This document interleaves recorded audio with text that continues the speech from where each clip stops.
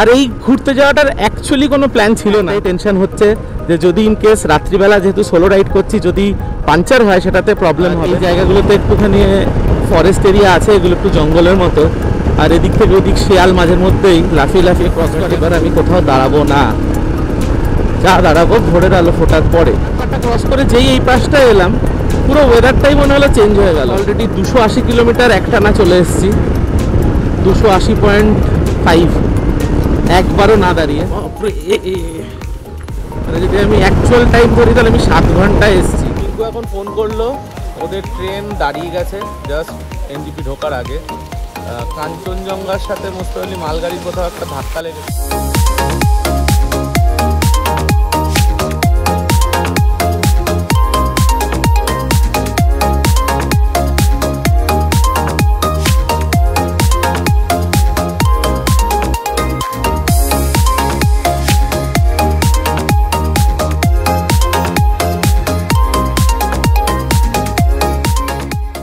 যা পেলাম এখন সেগুলোই প্যাকিং করছি, যেহেতু কোনো প্ল্যান ছিল না সাচ হুজুকের মাথায় বেরোনো, জাস্ট এগুলো ভরবো আর বেরোবো। এখন টাইম হচ্ছে 12:10, রাত 12:10 বেরোচ্ছি। আর কোথায় যাচ্ছি সেটা তোমাদের রাস্তায় বলছি।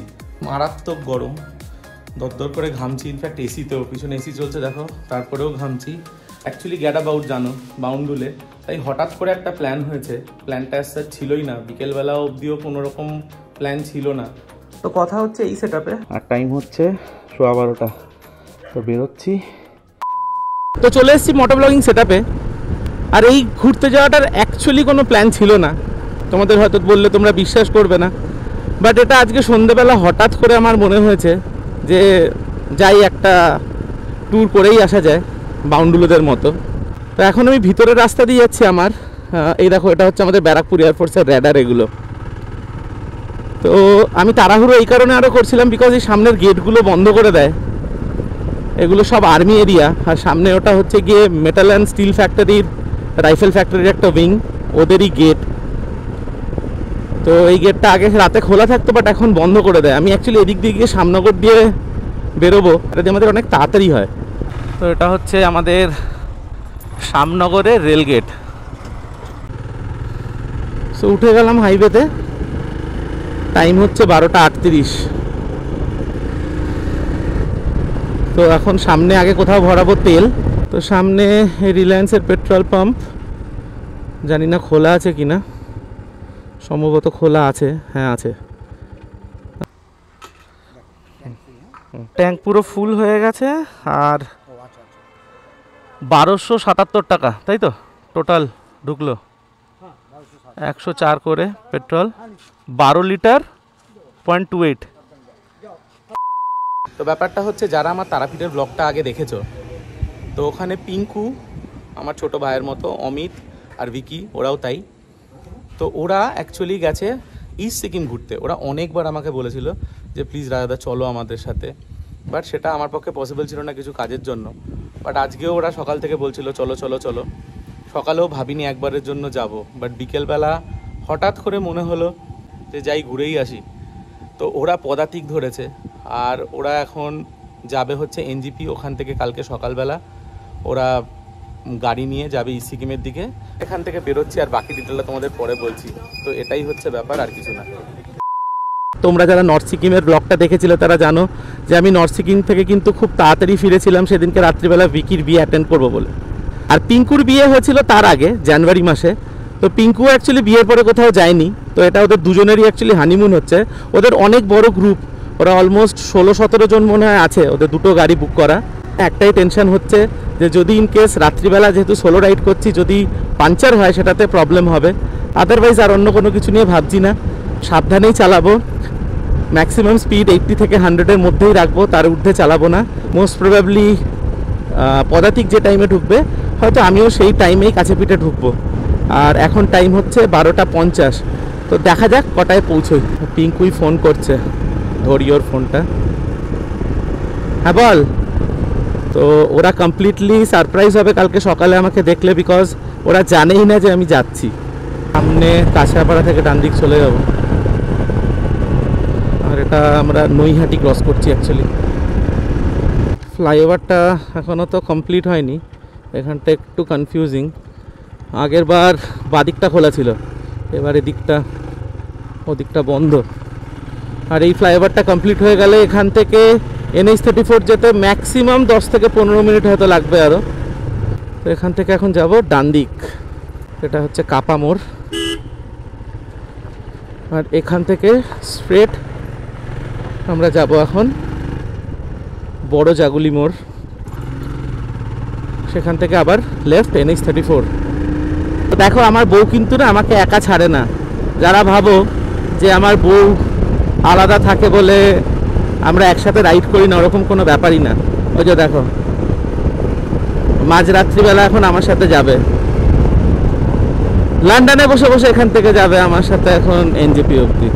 চলে এসছি বড় জাগুলি মোড়, সোজা হরিণঘাটা চলে গেল। এটা অশোকনগরও যাওয়া যায়, আর এটা আমরা উঠে গেলাম NH-34-এ।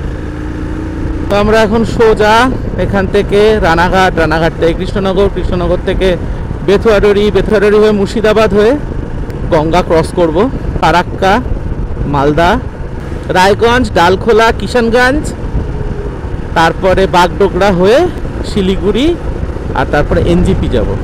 আমি তোমাদেরকে আগেও কোনো ব্লগে নিশ্চয়ই বলেছি যে মানুষ বদলে গেলে পরে কিন্তু ব্লগের এক্সপিরিয়েন্স বদলে যায়, এক ধরনের হয় না। প্লাস আমরা একটা অন্য সিজনে যাচ্ছি। গেলবার নর্থ সিকিমে যখন গেছিলাম তখন এক ধরনের সিজন ছিল, আর এখন কিন্তু পুরো ভরা বর্ষায়। আমরা কোলাখামের ব্লগটা যারা দেখেছিলে এর আগে তারা জানবে যে বর্ষায় কীরকম হয় সিজন। তো এবার পুরো ভরা বর্ষায় আমরা জুলুক অবধি যাব। তো জানি না ওপরে এখন ইস্ট সিকিমের ওয়েদারটা কীরকম, বাট নর্থ সিকিম তো পুরো ভেসে গেছে, তোমরা সবাই জানো। তো এরকম রাস্তার আলো পুরো থাকে, এর থেকে তো মজার কিছু নেই। বাট এত আলো নেই আমি জানি, একটু বাদ থেকে অন্ধকারই অন্ধকার। তো আমি এবার কিন্তু রানাঘাটের বাইপাসটাই নিলাম, স্ট্রেট রাস্তা যেটা, ওটা একটু ডিস্টেন্স কম হয় বাট টাইম এটাতেই কম লাগবে এবার। আর আমার পার্টনার আমাকে ছাড়ছেই না, দেখো সাথে জুড়েই আছে। কর্কট রেখা মানে ট্রপিক অফ ক্যান্সার যেটা, ওই অবধি আমার সাথে এখন থাকবে, ও তারপরে ঘুমোবে।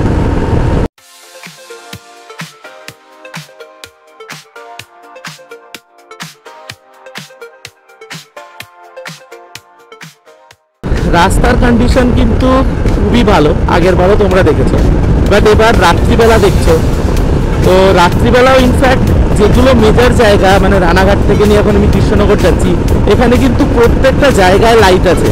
তো ব্লগটা তোমরা শেষ অবধি দেখো, শিলিগুড়ি পৌঁছানো অবধি তোমরা বুঝতে পারবে যে রাস্তায় কোথায় কি কন্ডিশন কি না। যদি রাত্রিবেলাও ট্রাভেল করো তাতে তোমাদের প্রবলেম কোথায় হতে পারে না হতে পারে সেটাও তোমরা বুঝতে পারবে। আর জায়গায় জায়গায় রাত্রিবেলা ব্যারিকেড করে চেকিং হচ্ছে। তো এই বাদিকটা যেটা দেখছো এটা শান্তিপুরের দিকে চলে গেল, আমরা স্ট্রেট বেরিয়ে গেলাম কৃষ্ণনগরের দিকে। রাস্তা নিয়ে কোনো কথা হবে না। আর এবার তো মনে হয় রায়গঞ্জের বাইপাসটাও খুলে গেছে, তো আমাকে মনে হয় না এবার আর কোথাও কোনো ভিতরের রাস্তা নিতে হবে। টাইম হচ্ছে 2:05, আমি অলমোস্ট কৃষ্ণনগর ঢুকছি, আর বেশিক্ষণ না। আর যতটা এলাম এখন অবধি ম্যাক্সিমাম জায়গায় এরকম আলো, ম্যাক্সিমাম জায়গায়। কিছু কিছু জায়গায় অন্ধকার, যেরকম সামনেটা দেখো, এই জায়গাটা শেষ হয়ে গেলে পরে আবার অন্ধকার। তো সেই জায়গাগুলোতে হয়তো একটুখানি চালাতে তোমাকে একটু চোখ কান খোলে চালাতে হবে, বাট ম্যাক্সিমাম জায়গাতেই আলো, মানে তোমার প্রবলেমই হবে না। তা আমরা জলঙ্গি ক্রস করলাম মনে হয়, আর এটা হচ্ছে জলঙ্গি নদীর ওপরের ব্রিজ, এই যে নিচে। ডালখোলা এখনো 337, মালদা 211, সামনে বেথুয়াডরি জঙ্গলটাও আসবে। আর এই জায়গাগুলোতে একটুখানি ফরেস্ট এরিয়া আছে, এগুলো একটু জঙ্গলের মতো। আর এদিক থেকে ওদিক শেয়াল মাঝের মধ্যেই লাফিয়ে লাফিয়ে ক্রস করে, আমি ফেরার দিন 2-3 বার সেটা দেখেছিলাম। আজকে একটুখানি সেটা দেখে চালাতে হবে। সো বহরমপুর এখান থেকে আর 84 কিলোমিটার। এটা আমরা এখন হরিণডাঙ্গা ক্রস করছি, আর কর্কট রেখা মানে ট্রপিক অফ ক্যান্সার এইখানটা দিয়েই কিন্তু ক্রস করে। আর টাইম হচ্ছে এখন 2:03, তো এক্স্যাক্ট রাত 2:03 বাজে। আর আমরা ট্রপিক অফ ক্যান্সার ক্রস করে গেলাম। আর ওই যে ও জুলাই মাসে জন্ম, ক্যান্সার। যে আমার জীবনের কাঁকড়া, আমার ক্র্যাব আমাকে এরকম করে ধরে রাখে, ছাড়ে না। ক্র্যাব এখন গুড নাইট বলবে আমায়। তো গুড নাইট ক্র্যাব।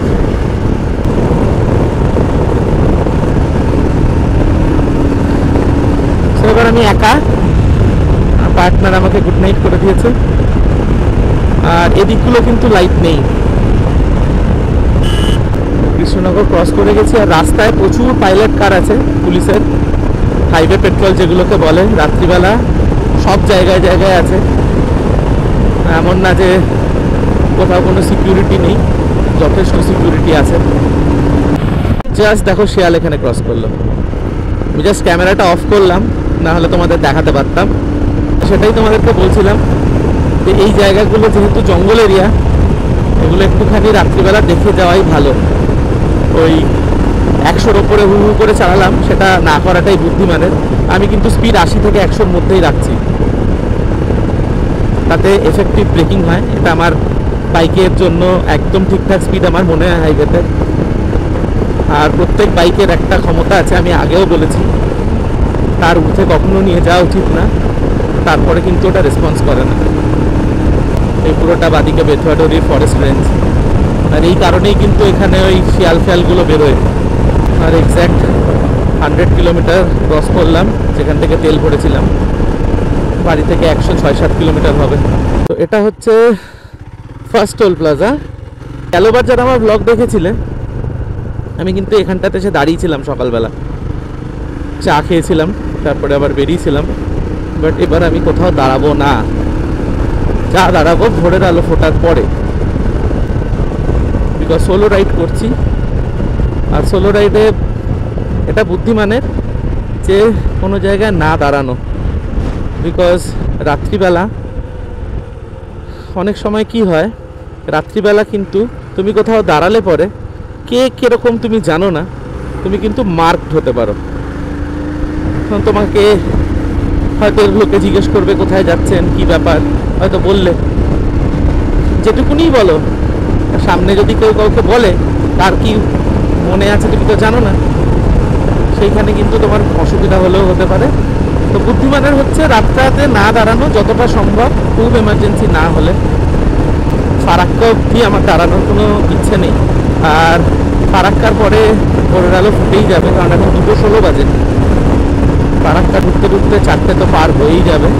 আর এদিকটা আলো কিন্তু আর নেই, আর এদিকটা কিন্তু ফাঁকা। ওদিকটা যেমন আলো ছিল, লরিও অনেক বেশি ছিল, মানে ট্রাক। এদিকে কিন্তু ট্রাকের সংখ্যা একটু একটু করে কমে যাচ্ছে।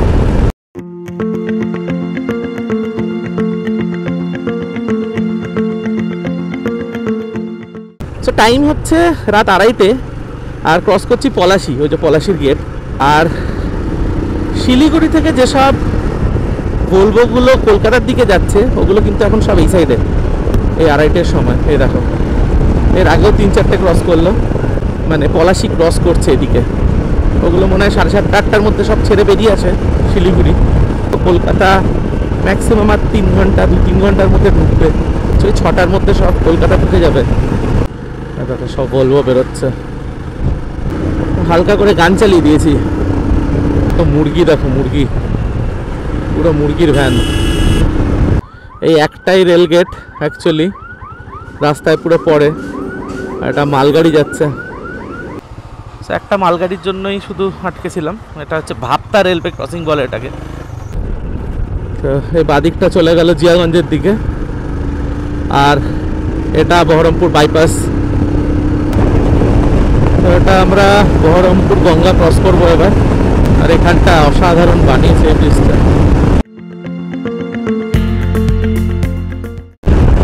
এটা নিচটা হচ্ছে গঙ্গা, যে গঙ্গা আমাদের ওখানেই যাচ্ছে, হুগলি নদী, বহরমপুরের গঙ্গা। যেহেতু অন্ধকার নিচে কিছু দেখা যাচ্ছে না, বাট নদী আমরা ক্রস করে গেলাম।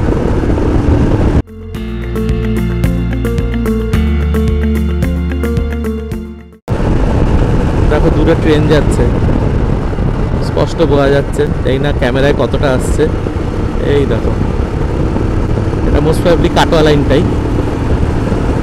এটা বহরমপুর ফারাক্কা টোল, বাদিকে পানাগড় বোলপুর দেখাচ্ছে। তো এটা হচ্ছে মোরগ্রাম, আর টাইম হচ্ছে এক্স্যাক্ট 3:16। মানে বাড়ি থেকে 12:15টার সময় বেরিয়ে তেল ভরে সব কিছু করে মোরগ্রামে ঢুকে গেছি 3 ঘন্টায়। আর এটা কিন্তু যথেষ্ট ভালো এসছি, ভালো মানে আনবিলিভেবল ভালো এসছি। আর এটা এইভাবে আসতে পারলাম জাস্ট বিকজ এটা রাত বলে, কোথাও এক বিন্দু ট্রাফিক পাইনি, তাই 3 ঘন্টায় পাক্কা ট্রাভেল করলাম 200 কিলোমিটার। এইখানটাতে ফার্স্ট একটু ডাইভারশন পেলাম। মোরগ্রাম আর ফারাক্কার মাঝখানে এখানে কিন্তু রাস্তায় যথেষ্ট আনডুয়েলেন্স আছে। এই দেখো, ওদিকের ব্রিজটা বন্ধ, ওদিকের রাস্তাটাই বন্ধ, এদিকের ব্রিজ দিয়ে ক্রস করতে হলো।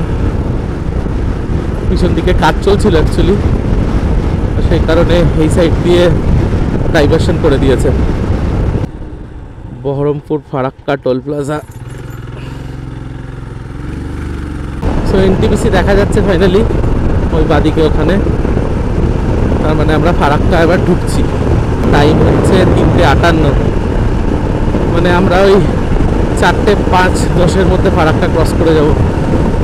আগের ব্লগে এনটিপিসির কিছু স্টিল ফটো নিয়েছিলাম, ওগুলো ইনস্টাতে দিয়েছিলাম। তো যারা যারা আমার ইনস্টা অ্যাকাউন্ট ফলো করবে তারা ওই ছবিগুলো দেখতে পাবে। এবারও কিছু ভালো ছবি যেগুলো তুলবো সেগুলো আমি ইনস্টাগ্রামে দেবো। আর আমার ইনস্টাগ্রামের আইডি হচ্ছে gadabout_shoum SOUM। আগের ব্লগটা যারা যারা দেখেছো তারা জানবে, যখন ফারাক্কা ক্রস করছিলাম আগের বার তখন 9টা বেজেছিল।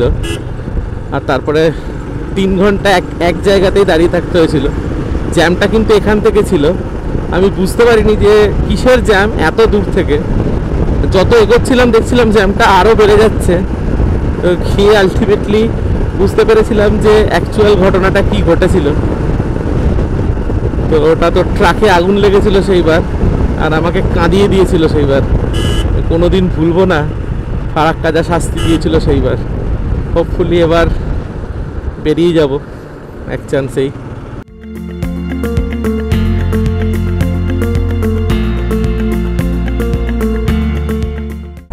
এই যে 5 নম্বর কুড়েঘর, এটা আমাকে বাঁচিয়েছিল, জীবন দান করেছিল। এখানে ট্রেন লাইনে তারও ছেঁড়া ছিল, কিসের জন্য গড নোজ।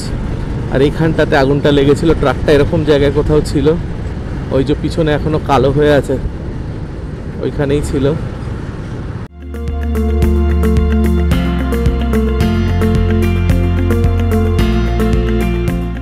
সো ক্রস করে গেছি ফারাক্কা।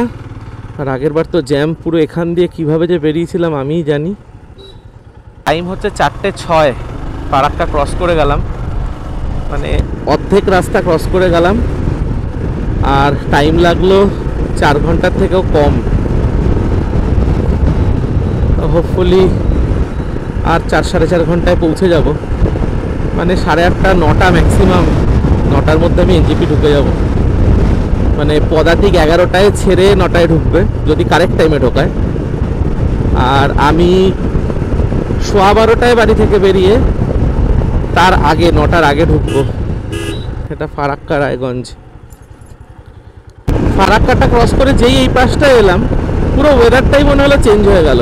একটু আগে অবধি ওখানে মনে হচ্ছিল একটা হিউমিড কন্ডিশন, মানে একটা হালকা গায়ে ঘাম ঘাম ব্যাপার মনে হচ্ছিল, এত হাওয়াতেও যেরকম হয় হিউমিড কন্ডিশন থাকলে। আর এখন এখানটাতে রীতিমতো ঠান্ডা লাগছে মনে হচ্ছে। আর ঘামটা মনে হলো যে সেকেন্ডের মধ্যে শুকিয়ে গেল। মানে ফারাক্কার ওদিক আর এদিকে কতটা ডিফারেন্স টেম্পারেচারে। আমি গেলবার যখন গেছিলাম দিনের বেলায়, আমি তখন তো বুঝতে পেরেওছিলাম, আর এবার রাত্রিবেলাও সেটা ফিল করতে পারলাম। আলো কিন্তু অলরেডি দেখো কতটা আকাশে ফুটে গেছে। কোনো একটা ট্রেন যাচ্ছে, এটা কোন ট্রেন এখান থেকে তো বুঝতে পারছি না। অলরেডি 280 কিলোমিটার একটানা চলে এসেছি, 280.5, একবারও না দাঁড়িয়ে। বাট এবার একটুখানি দাঁড়াতে হবে, বিকজ আলো অলরেডি ফুটে গেছে। আর এখন আর না দাঁড়ানোর কোনো কারণ নেই।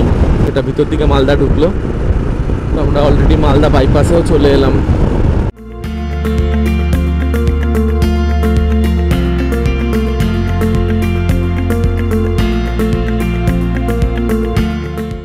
আকাশে পুরোই আলো হয়ে গেছে। আর টাইম হচ্ছে এখন 4:40। তো এগুলোর আর দরকার নেই, এগুলো বন্ধ করে দিই। আর ডিআরএলটা জ্বালিয়ে নিই। তো রিলায়েন্সের পাম্প পেয়েছি, আগের বার রিলায়েন্স থেকেই তেল নিয়েছিলাম ফার্স্ট টাইম, তো এখান থেকেই আবার নেব। দেখি ট্যাঙ্ক ফুল করাই। 1132.6, 10.92, মানে অলমোস্ট 11 লিটারের কাছাকাছি। ঠিকই আছে, মাইলেজ ঠিকই দিচ্ছে 30। এখনও আম হয়ে আছে দেখো, সব গাছে ভর্তি আম। আর এটা হচ্ছে ফারাক্কা রায়গঞ্জ। তো ফাইনালি 321 কিলোমিটার আসার পরে ফার্স্ট হল্ট নিলাম। দেখি কি পাওয়া যায়, কাউকে তো দেখতে পাচ্ছি না। এমনি ওই কোল্ড ড্রিঙ্কস কিংবা কিছু হবে না? তো চা কফি কিছুই নেই এখানে, এখনও বন্ধ, খোলেনি কিছু। তো সানফিস্টের এটা নিলাম, এটা হচ্ছে সানফিস্টের কেশর বাদাম মিল্কশেক। বাট এইটুকুনি মানে জিনিসটা 300 ml এটা, হ্যাঁ, দাম কিন্তু 100 টাকা সানফিস্টের এই প্রোডাক্টটার। যাই না এমন কি আছে, খেয়ে দেখি। এমন কিছুই ডিফারেন্স না, আমুলের যেগুলো আছে বাদাম মিল্ক, কেশর মিল্ক, ওই সেম, একটু আলাদা। বাট ওগুলোর থেকে কোনো অংশেই যে খুব একটা ভালো তা না। কিন্তু ওগুলোর দাম কত হয়, 30-40 টাকা, এটা 100 টাকা। যাই হোক, নিয়ে ফেলেছি, খাচ্ছি এখন, কিছু করার নেই। আর সকালবেলা কোল্ড মিল্ক খেতে ভালোই লাগবে। তো টাইম হচ্ছে এখন 5টা 13, আর পদাতিক দেখাচ্ছে এখন মালদা টাউনে 5টা 30 অন টাইম। আর জলপাইগুড়িতে 9:30তেই ঢোকাবে অন টাইম। পদাতিকের থেকে আমি এখন এগিয়েই আছি। এটাও একটা খাই। মুখ ফুক ধুলাম, একটু জল দিলাম, ভালো লাগছে বেশ। এটা একদম চার্জ ছিল না, তাই এটাকে চার্জে বসিয়ে দিলাম। এটারও ব্যাটারি 9% ছিল আর বেঁচে, এটাও চেঞ্জ করলাম। সো টাইম হচ্ছে 5:30, আর এখান থেকে বেরোচ্ছি। এখানে অলমোস্ট 25 মিনিট, আধ ঘন্টার কাছাকাছি দাঁড়ালাম।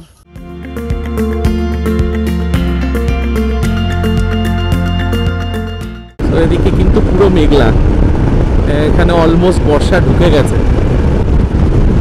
আর এই সকালবেলায় দুদিকে সবুজ ক্ষেত, কি অসাধারণ লাগছে বলো তো। আর এই হাইওয়ে, আর রাস্তাও সেরকম পুরো মাখনের মতো। এদিকে একটু আনব্যালেন্স নেই, ওই সাইডে যেরকম আনব্যালেন্স ছিল ফারাক্কার আগে।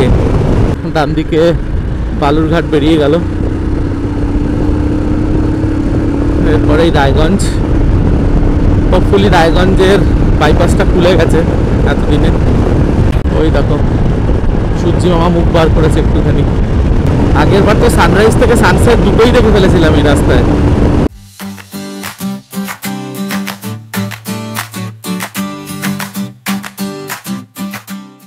মানে এই রায়গঞ্জের এখান থেকে নিয়ে ডালখোলা অব্দি রাস্তাটা না, দেখো কোনো গাড়ি নেই, কিচ্ছু না, আর সেরকম রাস্তা। এখানে যদি 140-150ও চালানো যায় কোনো ব্যাপার না, বাট ওই যে বললাম এই গাড়ি 140-এ চালানোর না। জাস্ট এক্সেলারেটরটা ধরে বসে থাকো। মেঘলা হয়ে আছে, রোদও নেই, আলাদাই লাগছে। ডালখোলা মনে হয় 46 কিলোমিটার দেখলাম এখান থেকে। তারা এর আগের ব্লগটা দেখেছিলে তারা জানবে যে আমি আগের বার এইখান দিয়ে ঘুরে এই তলা দিয়ে গেছিলাম, বিকজ তখন এইদিকে এটা খোলেনি। এটা রায়গঞ্জ বাইপাস, এটা খুলে গেছে এখন এই ব্রিজটা। এই ব্রিজটাই শুধু বন্ধ ছিল, তাই শুধু এইটুকুনি স্প্যান আমাকে এখান থেকে ভিতর দিয়ে গিয়ে ঘুরে বেরোতে হয়েছিল।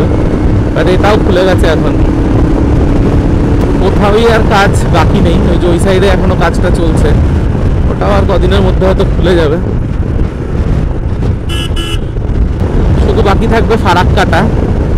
ফারাক্কার ব্রিজটা হয়ে গেলে আর কোথাও কিছু বাকি থাকবে না। এদিকে এতটাই মেঘ করে আছে, এটা তো মনে হচ্ছে বৃষ্টি হচ্ছে দেখে।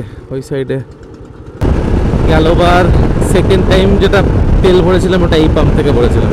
ওহ, আলাদাই লাগছে, আলাদাই আলাদাই। এই জন্যই নর্থ বেঙ্গল। কন্টিনিউয়াস চালিয়ে চালিয়ে একটুখানি স্যাডলিং না করলে পুরো ব্যথা করছে পিছন। চলে এসেছি ডালখোলা। শিলিগুড়ি এখান থেকে 127 কিলোমিটার, আর টাইম হচ্ছে 6:35, 8:30 ম্যাক্সিমাম 9টা, তার মধ্যে আমি শিলিগুড়ি ঢুকে যাব। 9টাও হবে না, 8:30টার মধ্যেই ঢুকবো। সো NH-34 এখানে শেষ হলো।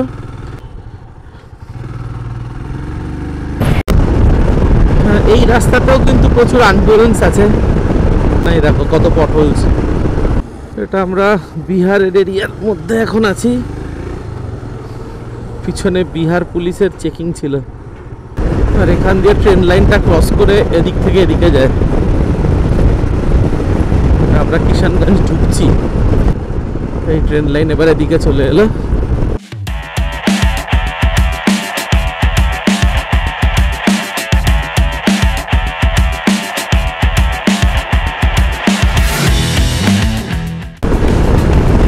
মালগাড়ি যাচ্ছে।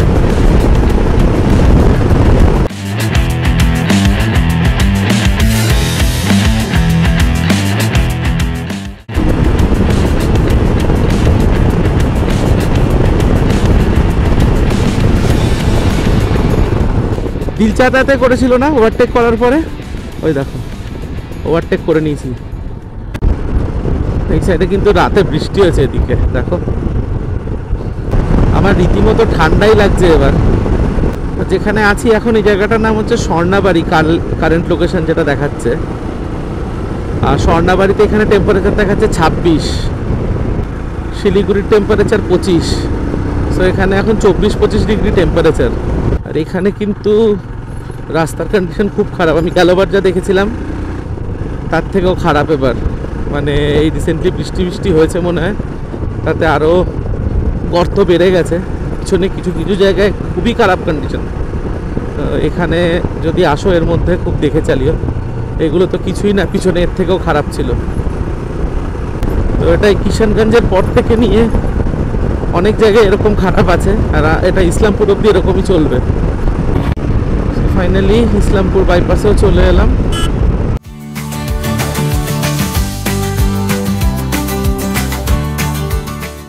ও সকাল 7:30টার সময় চা বাগান, সামনে কোথাও দাঁড়াবো। এইখানটা না দাঁড়িয়ে আর পারলাম না, মানে পিছনটা জাস্ট দেখো বাগানটা চায়ের, আর হালকা হালকা। ও মানে এটা ধরেও মনে হচ্ছে যেন স্বর্গে চলে এসেছি, আর সত্যি স্বর্গই মনে হচ্ছে। কথা হবে না, কোনো কথা হবে না, ফাটাফাটি চূড়ান্ত। চা বাগানে দাঁড়িয়ে অনেক কটা ছবি তুললাম। এটাই লাস্ট টোল প্লাজা, এরপরে আর কোনো টোল প্লাজা নেই। এটা জাস্ট বাগডোগরা ঢোকার আগে। এখানে কিন্তু ভালোই বৃষ্টি আরম্ভ হয়ে গেছে এবার। এতক্ষণ বৃষ্টির ফোঁটা গায়ে লাগছিল না, বাট এবার যে ফোঁটাগুলো পড়ছে সেগুলো কিন্তু গায়ে লাগছে। আর এখানে রাস্তার কন্ডিশন খুব একটা ভালো না। এর আগের বার যখন এলাম তখনও এতটা খারাপ ছিল না, এবার তো পুরোই মনে হচ্ছে ওপর থেকে সব উঠে গেছে। আরে বাপরে, গেল প্যান্টটা, জলে জল। কিছু কিছু জায়গায় কিন্তু একদমই ভালো না কন্ডিশন, হ্যাঁ সেগুলো মাথায় রেখো। এটা ফুলবাড়ির ফ্লাইওভার, আমরা বাদিক যাব, জলপাইগুড়ি গেলে এটা। পৌঁছে গেছি বাগডোগরা, ডান দিকে হচ্ছে বাগডোগরা এয়ারপোর্ট। আগের বার তো ফ্লাইওভারটা খোলা ছিল যখন গেছিলাম, এবার বন্ধ রেখেছে কেন কে জানে। তো এটা এয়ারপোর্টের দিকে চলে গেল বাগডোগরা। চলে এসছি বাগডোগরা মোড়, শিলিগুড়ি এখান থেকে একটুখানি। যত ওদিকে যাচ্ছি তত আরো বৃষ্টি যেন বাড়ছে মনে হচ্ছে শিলিগুড়ির দিকে। এমন না যে আমি প্রচুর র্যাশ রাইডিং করেছি, বাজে চালিয়েছি, প্রচণ্ড হাই স্পিডে এসেছি, কিছুই না। কিন্তু আমি অ্যাভারেজ স্পিড 100 মেনটেন করেছি অল ওভার সব জায়গায়। কিছু কিছু জায়গায় হয়তো সেটা 80 গেছে, আবার কিছু কিছু জায়গায় হয়তো একটু 100 থেকে 105 হয়েছে, কিন্তু তার বেশি আমি একদমই চালাইনি। ইনফ্যাক্ট আধ ঘন্টা দাঁড়িয়েছি, দুবার তেল ভরেছি, সেগুলো 5-10 মিনিট করে গেছে। মানে অলমোস্ট আমি ঘন্টাখানেকের কাছাকাছি হয়তো দাঁড়িয়েছি রাস্তায়।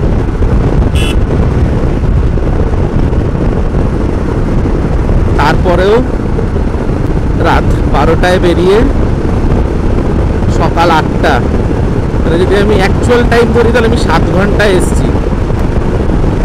সব ছোট ছোট খালের মতো নদীগুলোতেই বিশাল জলের ফ্লো ছিল। মহানন্দাতে তো থাকবেই, দেখি মহানন্দাতে কতটা জল। বেশ সাবাস, মহানন্দাতে জল দেখো পুরো হু হু করে আসছে। পৌঁছে গেছি ইয়ারভিউ মোড়, সিগন্যাল। এখন এরকম হয়েই চলেছে। আমি অ্যাটলিস্ট খাবারগুলো পরিয়ে নিয়েছি ব্যাগে। এই হচ্ছে পরোটা, একদমই কম তেল দিয়ে শাঁকা, একটা সয়াবিনের তরকারি আর দুটো ডিম ভাজতে বলেছি, হচ্ছে ডিম ভাজাটা। সকাল সকাল 8:30টার সময়, এটাই হচ্ছে এখন ব্রেকফাস্ট। আর 9:30-এ একদম অন টাইমই ঢোকাবে নিউ জলপাইগুড়িতে। যারা আমার আগের ভিডিওগুলো দেখেছো তারা জানবে এখানে রয়্যাল রাইডার্সের অফিস গোপালদার। গোপালদার সাথে অনেক দিন দেখা হয়নি, দেখি একবার দেখা করে যাই। গোপালদার চুল বড় হয়ে গেছে। গোপালদা আমাকে তো চিনতে পারবে না, আগে হেলমেটটা খুললে চিনবে। বৃষ্টিও তোমাদের এখানে শুরু হলো, তোমার খবর কি? গোপালদার সাথে এমনি দেখা করতে এলাম আর ভাবলাম একবার জুলুকের পারমিশনটা কিভাবে জেনে নিই। গোপালদা আমার সব কটা জেরক্স করে দিল, প্রিন্ট আউট করে সব করে দিল, আবার চাও খাওয়ালো। আর ডিটেলসটা এবারও দেখে রাখো যদি আসো। এই হচ্ছে ফোন নাম্বার রয়্যাল রাইডার্সের, আর এই হচ্ছে অ্যাড্রেস। তো গোপালদাকেও দেখে রাখলে। প্রচুর বাইক আছে গোপালদার কাছে এখানে। সিকিমের কিছু কিছু জায়গায় রেস্ট্রিকশনস আছে। সিকিমে কোথায় কোথায় তোমার এখান থেকে নিয়ে গেলে? নর্থ সিকিমের দিকে। নর্থ সিকিমে তো এখন বন্ধই আছে ওটা, আর কবে খুলবে মোটামুটি লাচু খুলতে পারে মোটামুটি 2 মাস। আর ইস্ট সিকিমের দিকে তোমার নিয়ে যাবে, আর ওয়েস্ট সিকিমে মানে আমাদের পেলিং সাইড তো নিয়ে যাওয়া যাবে, ওটা আরামসে যাওয়া যাবে। আর জুলুকের দিকে যাওয়া যাবে? হ্যাঁ, জুলুক না, জুলুকের ওই বাদামচের ওই ইয়ে রংলি অবধি লাস্ট, তারপর আর যাওয়া যাবে না, মানে আরিটার যাবে। আচ্ছা, আরিটার অবধি। তো এটা দেখে জেনে রাখলে যে বেঙ্গল এরিয়াতে তুমি যে কোনো জায়গায় নিয়ে যেতে পারো, ইনফ্যাক্ট ওই সান্দাকপুর দিকেও যাওয়া যাবে। আর এবার যদি নর্থ সিকিমে যায় বা নাথুলা যাবে, জুলুক যাবে, সেই ক্ষেত্রে আমি এখনো আমি যে বাইক দিচ্ছি আবার গ্যাংটক থেকে আমি সেই বাইকটা আবার চেঞ্জ করে ওখান থেকে উইথ পারমিট। আচ্ছা, আমাদের বাইকটা ওখানে গাড়ি থাকবে, আবার আসবার সময় ওটা চার্জটা কিছুটা প্লাস করে কিছুটা মাইনাস হয়ে যাবে, ওটা অসুবিধা হবে না। তো তোমরা ডিটেল দেখে রাখলে, যদি এখান থেকে কেউ মনে করো বাইক নিয়ে যাবে পাহাড়ে, তাহলে গোপালদার নাম্বার তো ওইখানে দেওয়াই আছে, ডিটেলসগুলো এবারও দিয়ে দিলাম। গোপালদাকে কন্ট্যাক্ট করো, কোনো অসুবিধা হবে না, আরামসে এখান থেকে নিয়ে গিয়ে ঘুরে এসো। তো গোপালদা, তোমার সাথে আবার দেখা হলো এতদিন বাদে, খুব ভালো লাগলো। আর এটা আবার এবার প্রমোট করা থাকলো, গোপালদার এখান থেকে যদি নাও এটুকুনি গ্যারেন্টি দিচ্ছি কোনো অসুবিধা হবে না, আর গোপালদার সার্ভিস নিয়ে কোনো কথা হবে না। তো রেটগুলো আপাতত আমি এখন তো বলতে পারছি না, সেগুলো তুমি গোপালদার থেকে তোমরা যদি নাও তাহলে জেনে নিও। ওখানে এলাম গোপালদা, আবার দেখা হবে, থ্যাংক ইউ। বেরোলাম এখান থেকে, আর গোপালদা সবসময় এরকম হেল্প করে। আমি একবার খুব বাজে ফেসেছিলাম একটা ব্যাপারে বাইক নিয়ে, সেটাও গোপালদা হেল্প করেছিল, আমার আগের ভিডিওগুলো দেখলে জানতে পারবে। আর গোপালদা বলছে 10টার পরে কিন্তু আর শিলিগুড়িতে অ্যাটলিস্ট বৃষ্টি হয় না, পাহাড়ে হয়তো হয়, বিকেলের পর থেকে শুরু হয়, সারা রাত চলে। এখানে তো পুকুর হয়ে গেছে, সর্বনাশ, কত জল। বল, ট্রেন অ্যাক্সিডেন্ট হয়ে গেছে কোথায়? পিঙ্কু এখন ফোন করলো, ওদের ট্রেন দাঁড়িয়ে গেছে জাস্ট এনজিপি ঢোকার আগে। কাঞ্চনজঙ্ঘার সাথে মোস্ট প্রবাবলি মালগাড়ির কোথাও একটা ধাক্কা লেগেছে, এখানেও সেটা দেখাচ্ছে। অনেকক্ষণ ধরে একই জায়গায় দাঁড়িয়ে আছে, আমি একটু আগে তখন খেতে দাঁড়িয়েছিলাম যেখানে দেখছিলাম, সেখানেই যেখানে ছিল সেইখানেই দাঁড়িয়ে আছে। এখানে একটা এনকোয়ারি অফিস আছে, এখানে একবার খোঁজ নিয়ে দেখি কি বলছে। শিয়ালদা হলদিবাড়ি সুপারফাস্ট দার্জিলিং মেল 1 নম্বর প্ল্যাটফর্মে এসে গেছে। 1 নম্বরে দার্জিলিং মেল এসছে এখন। তো 8টা 20-তে দার্জিলিং মেলে ঢোকার কথা, সেটা এখন ঢুকলো 10টা বাজতে 10-এ। আমার এখানে দাঁড়িয়ে থেকে ঘুম পেয়ে যাচ্ছে এবার। এখানে কতক্ষণ দাঁড়িয়ে থাকবো? ট্রেনের কোনো মুভমেন্টই নেই। তো এই কাঞ্চনজঙ্ঘা লজ এটাই। তো এখানে এই স্টেশনেরই একদম সামনে। 2 ঘন্টার জন্য একটা রুম নিলাম, অ্যাটলিস্ট ফ্রেশ হই, তারপরে যা হবে দেখা যাবে। 5 hours later আমরা যাচ্ছিলাম নিউ জলপাইগুড়ি। তো সামনেই আমাদের একটা অ্যাক্সিডেন্ট হয়েছে। আগরতলা টু শিয়ালদা যাওয়ার ট্রেনে পেছন থেকে মালগাড়ি মেরে দিয়েছে। কিভাবে যাওয়া হবে এরপরে কেউ কিছুই জানে না। রাংপানিতে আমরা আছি, নিজবাড়ি বলে একটা জায়গা আছে, সেখানেই দাঁড়িয়ে আছি প্রায় 4-5 ঘন্টা। এটা অ্যাক্সিডেন্ট হয়েছিল, এটাকে নিয়ে যাওয়া হচ্ছে আগরতলা শিয়ালদা।